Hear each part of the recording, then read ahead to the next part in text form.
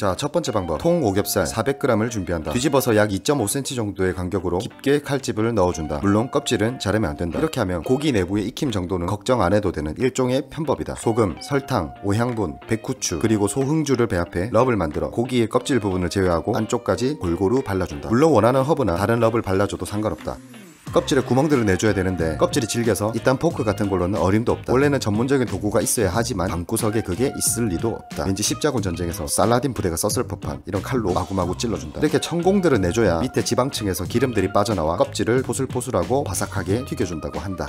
황공펀치. 껍질의 물기와 잔여럽들을 다 닦아내준 다음 그 위에 식초를 발라준다. 이 식초가 수분 증발을 더욱 촉진시키고 껍질을 더 바삭하게 만들어준다고 한다. 나는 과학을 잘 모른다. 어쨌든 그렇다고 한다. 그리고 소금을 좀 뿌려서 껍질 쪽에 간을 해준다. 그런 다음 아무것도 덮지 않고 이 상태로 냉장고에 넣어서 24시간 건조 숙성시켜준다. 닫아버려. 24시간이 지났다. 껍질을 건조시켜줘야 바삭한 껍질을 얻을 수 있다. 굵은 소금을 잔뜩 준비한다. 나는 천일염을 썼다. 고기를 전부 다 덮어야 되기 때문에 어마어마한 양이 들어간다. 대략 500g 정도 측정을 하고 계란 흰자를 넣어줘야 된다. 그래야지만 소금들이 질적해져서 고기를 빈틈없이 덮을 수가 있다. 흰자의 양은 농도를 봐가면서 넣어야 되는데 이때는 2개를 넣었다. 왜냐면 계란이 2개밖에 없었기 때문이다. 저렇게 툭툭 쉽게 떨어지면 안 되는데 좀 불안하다. 트레이에다가 호일을 깔고 고기의 사이즈보다 좀 더 넓게 소금들을 펴바른 후에 고기를 얹고 껍질 부분에도 소금들을 펴발라서 덮어준 후에 옆부분들을 다 끌어모아서 완전히 메워주는데 흰자가 조금 부족해서 잘 안된다. 혹시나 해서 남은 노른자라도 살짝 섞어봤는데 냄새가 난다. 폭망의 냄새. 갑자기 왜 저런 생각을 했는지는 모르겠지만 저렇게 감싸 호일이 수분을 다 가두어서 옆에 소금들을 다 녹이는 바람에 그냥 소금에 쩔어져서 구워진 소금 삼겹살이 됐다. 어쨌든 간에 그래서 다음날 다시 고기를 사서 다시 건조 숙성을 시켰다. 유튜브 하지 마세요. 그래서 그 다음날 자, 이번에 소금을 600g 정도로 잡고 흰자를 3개를 넣었다. 비비다 보니 농도가 모자라서 하나를 더 넣었다. 마음에 드는 농도가 나왔다. 너무나 잘 된다. 이 소금 벙커는 온도 조절이 되는 오븐 같은 기계가 없었던 옛날에 뜨거운 화구 속에서 고기가 고온에 직접 닿는 것을 막아서 저온으로 뭉근하게 구워주는 그런 효과를 내면서 고기에 필요 없는 수분을 날리고 육즙은 가두어서 안쪽으로 골고루 돌게 만들어주는 자동 온도 수분 조절 장치 같은 그런 옛 선인들의 기막힌 발상이다. 210도로 예열된 오븐에 넣고 40분간 굽는다. 오븐의 컨벡션 기능이 좀 썩어 빠져서 위에만 좀 오버쿡이 됐긴 했지만 관계없다. 요런 몽둥이 같은 걸로 툭툭 벙커를 부숴준다. 확실히 저온으로 균일하게 안정적으로 익혀준 느낌이 든다. 계란 흰자와 소금이 살짝 묻어있지만 닦아주면 그만이다. 다른 트레이로 옮겨서 아무것도 덮지 않은 상태로 210도 그대로 15분에서 20분 정도 구워주면 된다.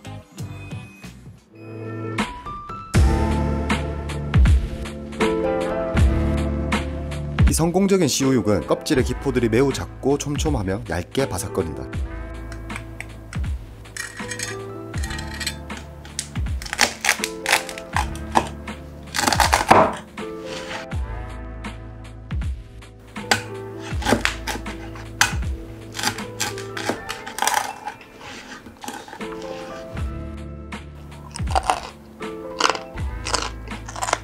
물론 이렇게 다량의 소금을 이용해서 굽는 방식은 이제 어디에도 없다. 홍콩 현지에서도 호일을 감싸서 화구 안에서 직화로 굽는 게 일반적인데 이것도 어느 정도 집에서 재현할 수가 있다. 오겹살을 똑같이 400g을 준비하고 칼집을 내기 전에 먼저 끓는 물에다가 살짝 익혀준다. 위아래로 1, 2분만 해서 뜨거운 물에다가 겉을 살짝 코팅해주는 정도로 해주면 된다. 그리고 나서 이제 칼집을 넣는다. 당연히 안에는 생고기다. 이렇게 칼집 낸 부분을 다시 끓는 물에 2분 정도 적셔가지고 코팅을 해주고 물기를 바짝 닦은 뒤에 여기에다가 럽을 발라준다. 골고루. 그런 다음에 알루미늄 호일을 어째저째 접어가지고 고기를 감싸줄 틀을 만들어준다. 비계까지 덮일 정도면 충분하다.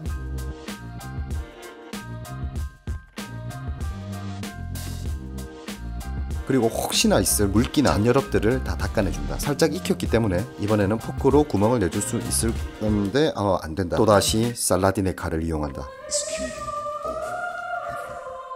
껍질에다 식초를 바르고 소금을 살짝 쳐준 뒤에 역시 냉장고에 넣어서 최소 6시간 정도 건조 숙성시킨다. 닫아버려. 근데 이제 깜빡하고 24시간을 곁들인. 어쨌든 잘 건조됐다. 이번에 소금 대신에 이렇게 호일로 덮어준다. 고정을 시켜주지 않으면 에어에 이게 훅 벗겨질 수도 있습니다. 근데 갑자기 오븐 말고 에어프라이기로 해보고 싶은 마음이 들었다. 먼저 200도로 30분을 구워준다.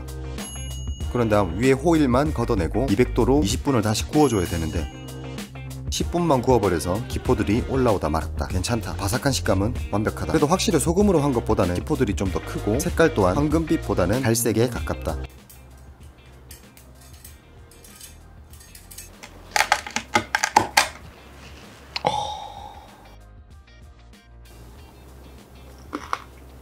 식감은 좀 더 두텁고 둔탁한 느낌이다. 확실히 이거는 이거대로 맛있고 매력이 있다.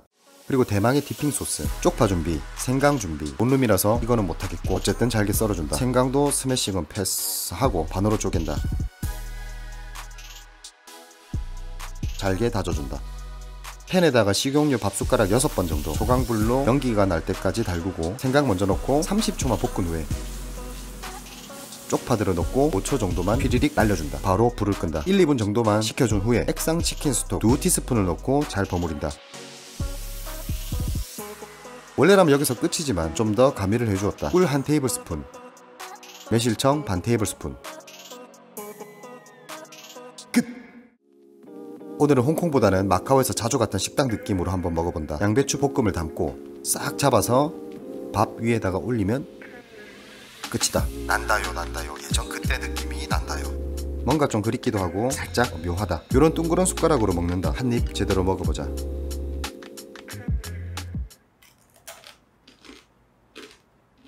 아까 먹어봐서 맛은 알지만 이 바삭거리는 느낌은 언제나 기분 좋다. 그리고 이 밥이 중요한데 한국 쌀과 다른 좀 길쭉하고 포슬포슬거리는 롱그레인 쌀이다. 이 밥이랑 같이 먹어야 비로소 그 맛이 완성이 된다. 미세하게 비릿한 듯 하면서도 약간의 군내 같은 안남미 특유의 향과 고소한 맛이 바삭하게 구워진 껍질과 고기에 잘 배어든 오향분이 잘 어우러져서 마치 나를 그때로 데려간 느낌이다.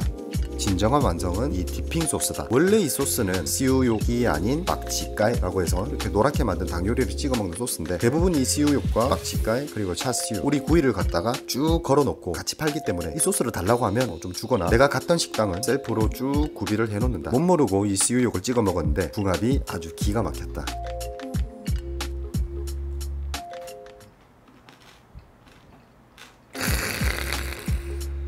마카오에서 같이 살았던 동생과 참으로 자주 갔던 가게라서 그런지 그때의 추억들이 오감으로 생생하게 느껴지는 뭔가 되게 오묘하고 그런 순간이었다.